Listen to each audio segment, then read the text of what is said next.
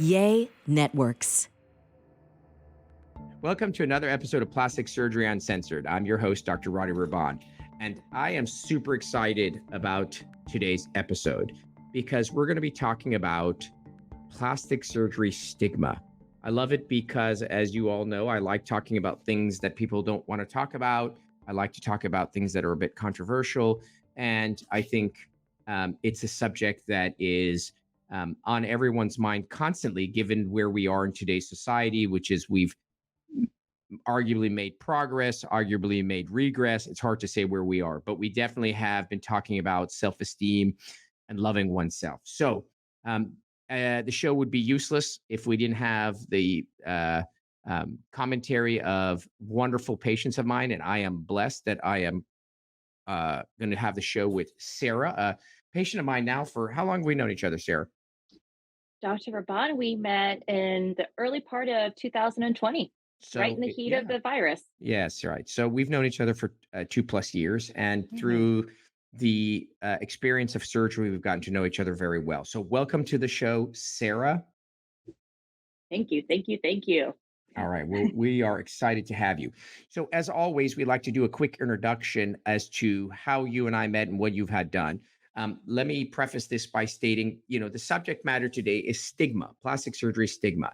So there are individuals, I happen to be one of them, that when I do things, I'm very open about them. Like you. Hey, you had your nose done?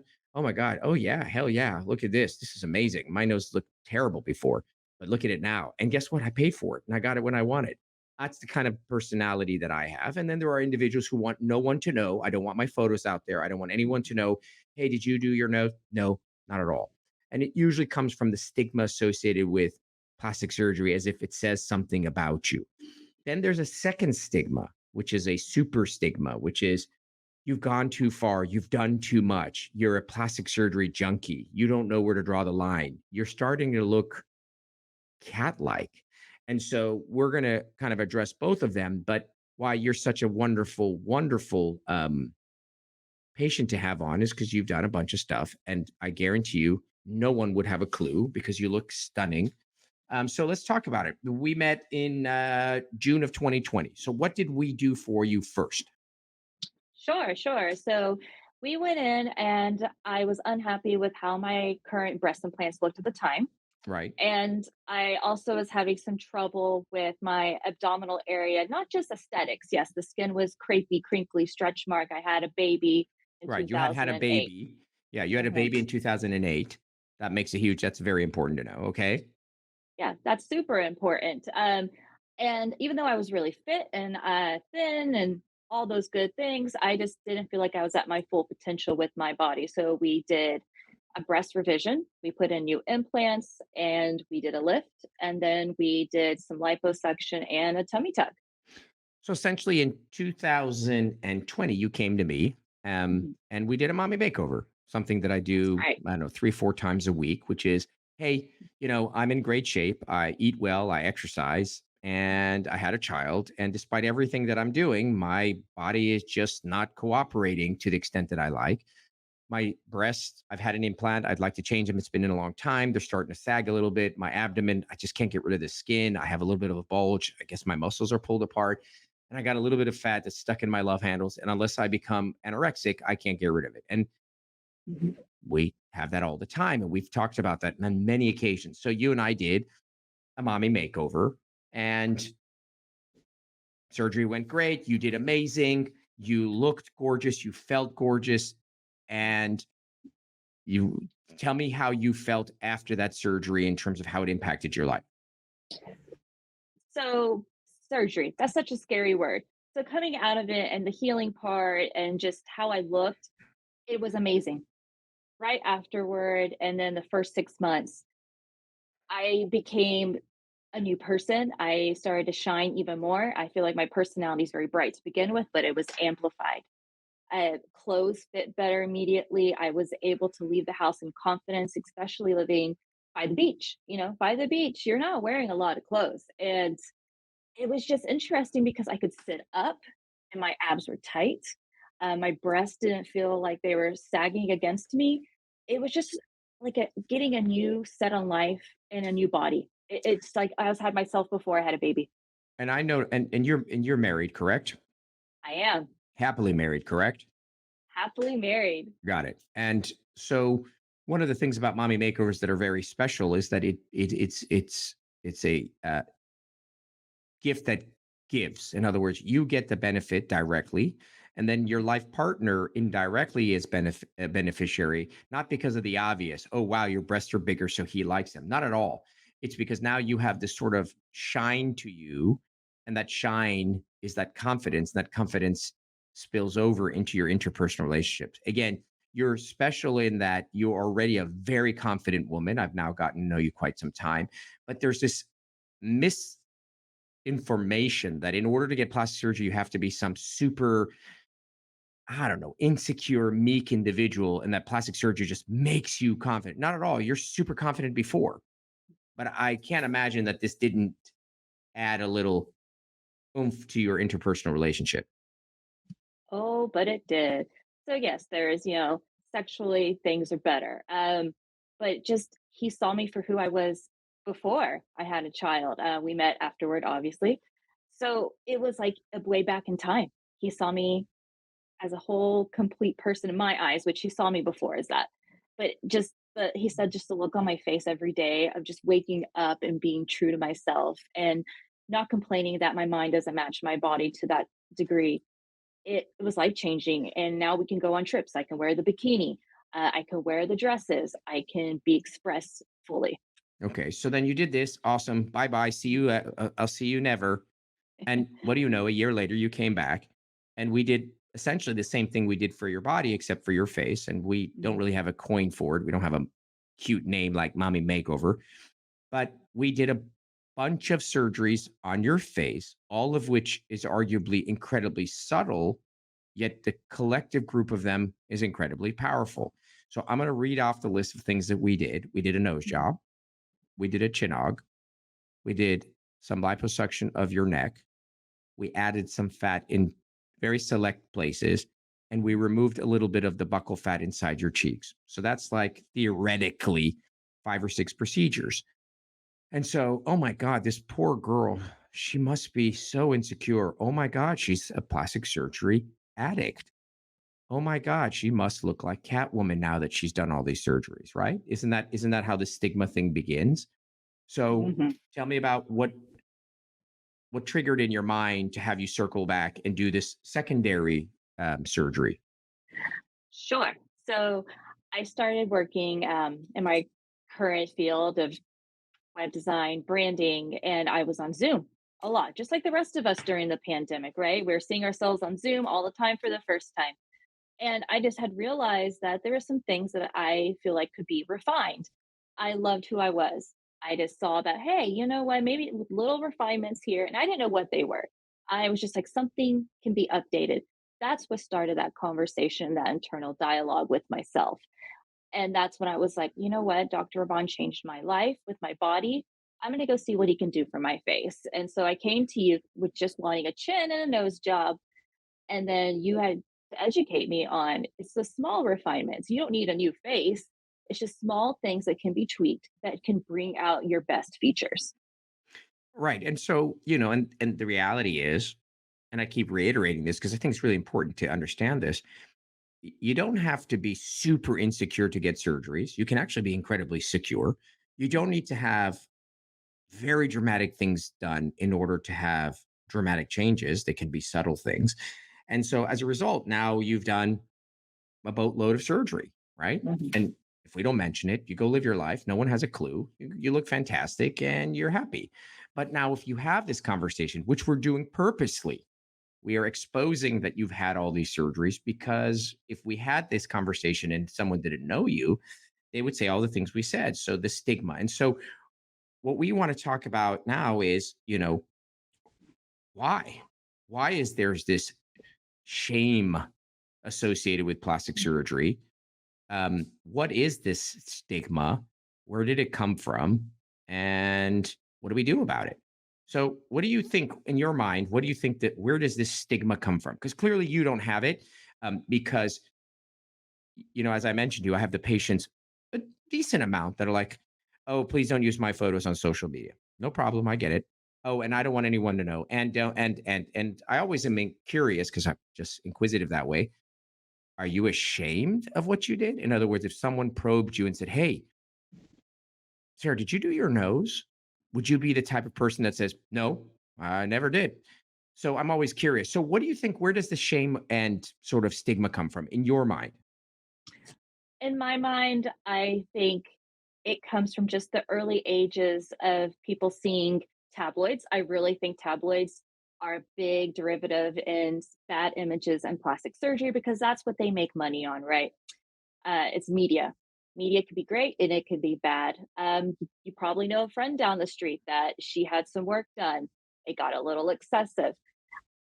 I think it really has to do with who you talk to, and what doctors you go to, and lack of education, and that just the stigma of really, I think it's the media, Dr. Raban.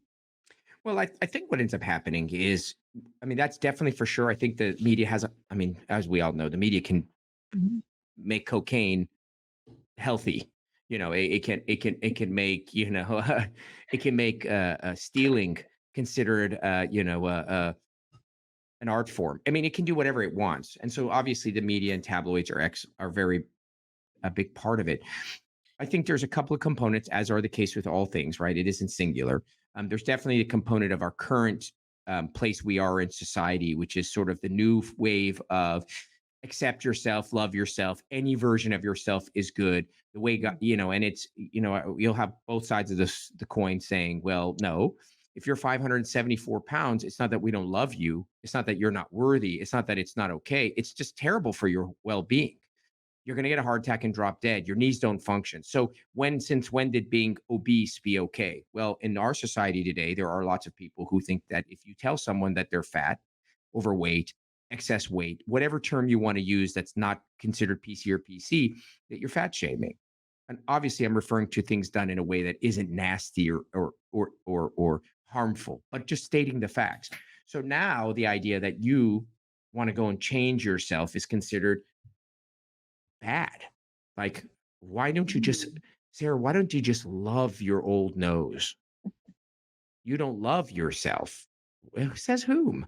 So that's one huge component of today's Mhm. society. This idea that you have to just accept things the way they are. And that means it equates to self acceptance and love, whatever. I think tabloids have a lot to do with it. I also think shitty results have a lot to do with it, right? As you had said. So it's very funny because I always, the people who are in anti-plastic surgery will always say, well, everyone looks so fake, you know, and the answer is no, they don't. So let's take this analogy. You walk into a party, a Hollywood party, and you walk around with your friends and you're like, oh my God, look at those three women. Wow, they look so done, so overdone. And then you go home and you say to yourself, God, plastic surgery is just terrible. Look at all these people that look so done. When all the while you're thinking to yourself, the three women that had plastic surgery were overdone. But the reality is that 45 women had had plastic surgery that night. You only picked up on the three that looked like shit. 42 of them were exceptionally done, subtle, tasteful, enhancing. So your denominator from which you're calculating is 3 out of 3, which means 100% of people who had plastic surgery did look bad because it's selection bias. Your assessment is biased on who you're selecting. If I had told you that there was 45 women that had plastic surgery, 3 of them looked crappy, 42 of them were spectacular, then all of a sudden would be 3 out of 45. Not so bad. That's 8%.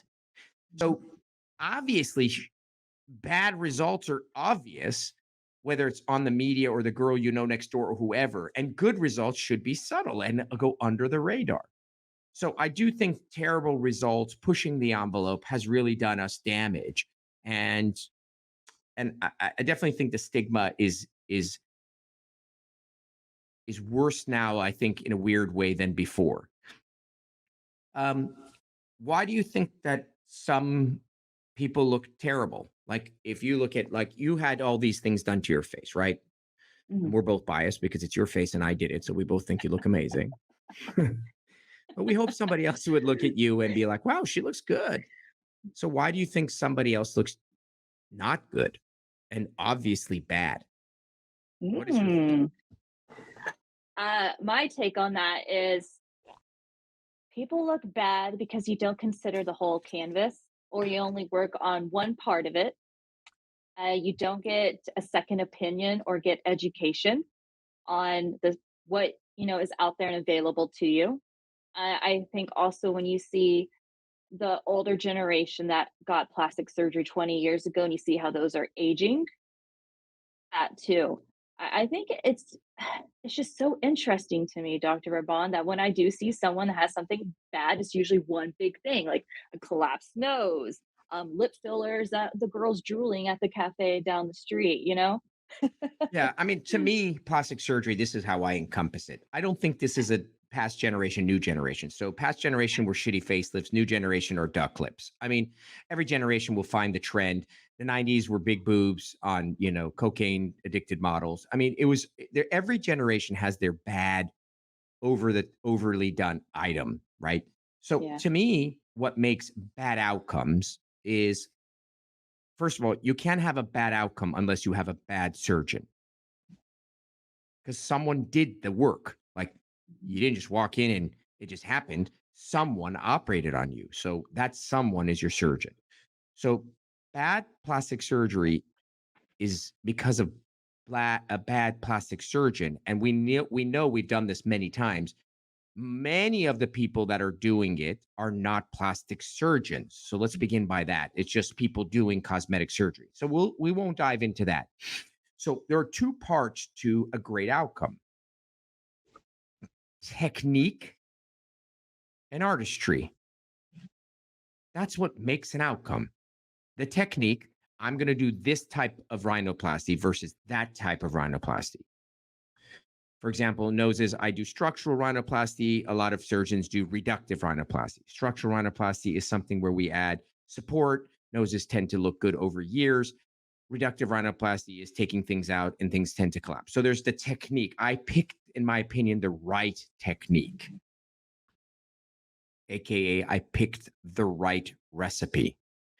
Then there is the craftsmanship, the artistry, the practice element, the eye. Who says that your nose should be this rotated versus that rotated? And for those of you looking, it's how much of it do you do? And that's the eye of the person doing it. I want your nose tiny. I want your nose semi tiny. Do I?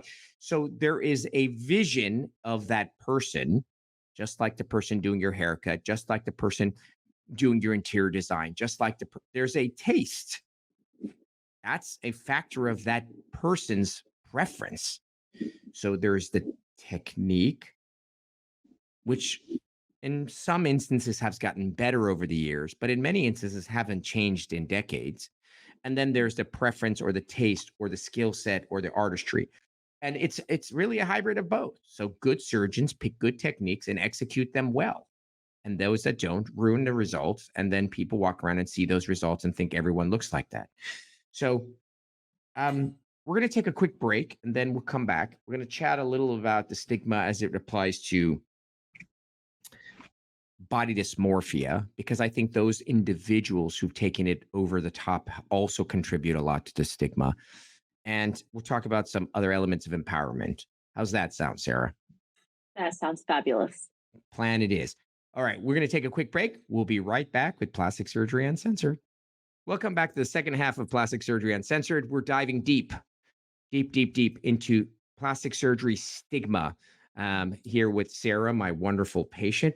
So, Sarah, as we were thinking about stigma, how did it get this? How does this heaviness associated with plastic surgery occurred? And as I told you, I think it's the extremes that create the essence, right? The Mhm. extreme plastic surgery, the terrible surgeons, and a lot of the extreme surgeries occur in an area of body dysmorphia, which is a real bona fide entity, which is an individual who literally looks in the mirror and doesn't see the reality that you and I see. So, for example, I look in the mirror and I think, oh my God, my neck skin is down to here. In reality, it's not. So I would go in and be like, oh my God, doctor, you got to fix my neck. So it's a break from reality. And so body dysmorphic patients or people who are on the spectrum, you know, for example, I'm gluten sensitive. I'm not gluten allergic, but everything is a spectrum. And dysmorphia is a spectrum. You don't have to be full blown body dysmorphic to look in the mirror and kind of not see what everybody else is seeing.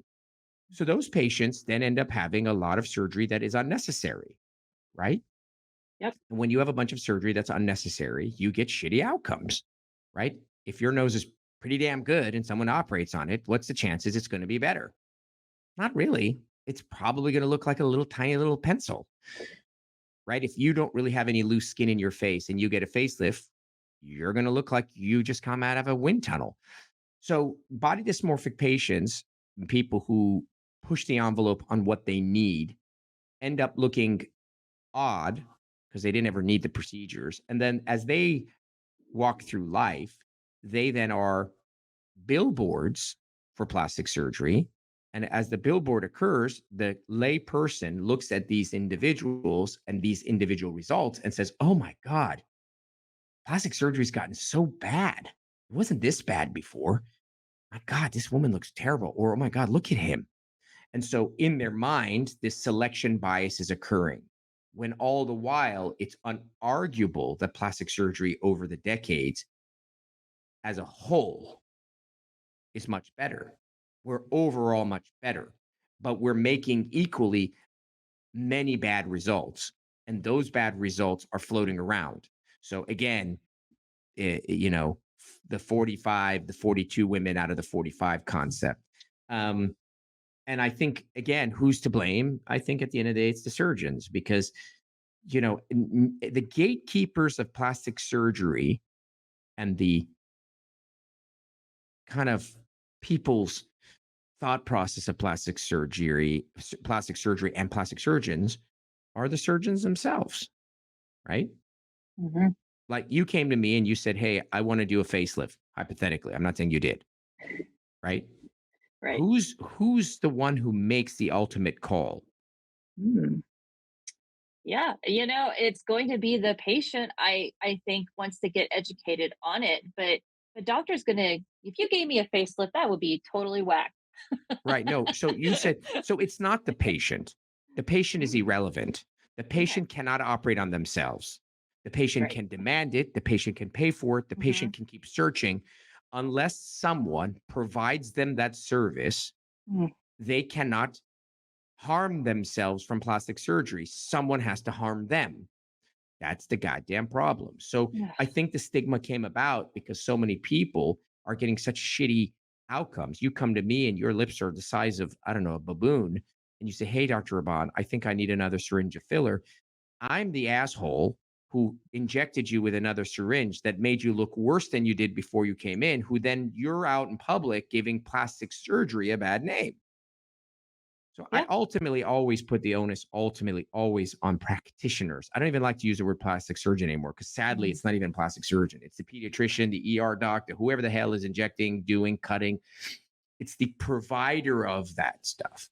So I want to just talk about the last thing I want to talk about is as a patient who's had, I'm going to count them now. 1, 2, 3, 4, 5, 6, 7, 8, 9 procedures, right? Mhm.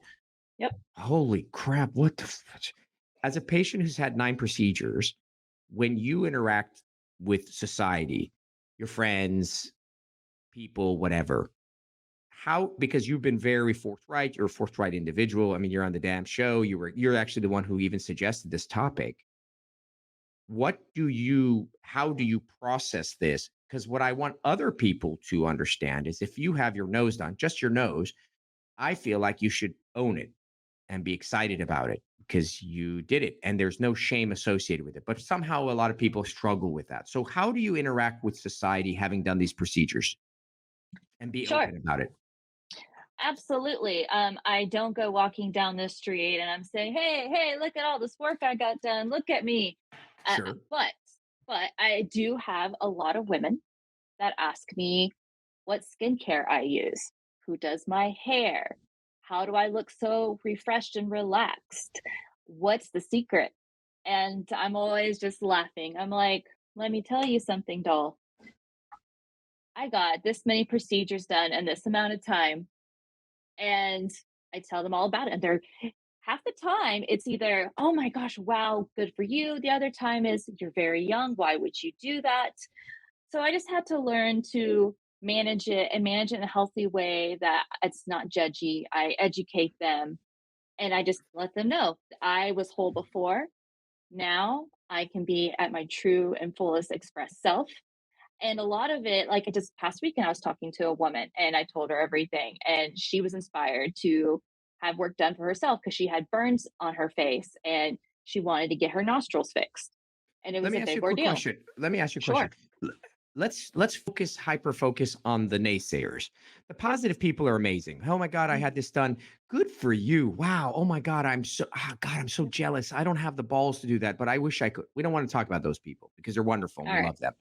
We want to talk about the people like, "Oh my god, Sarah, you look amazing." You're like, "Hell yeah.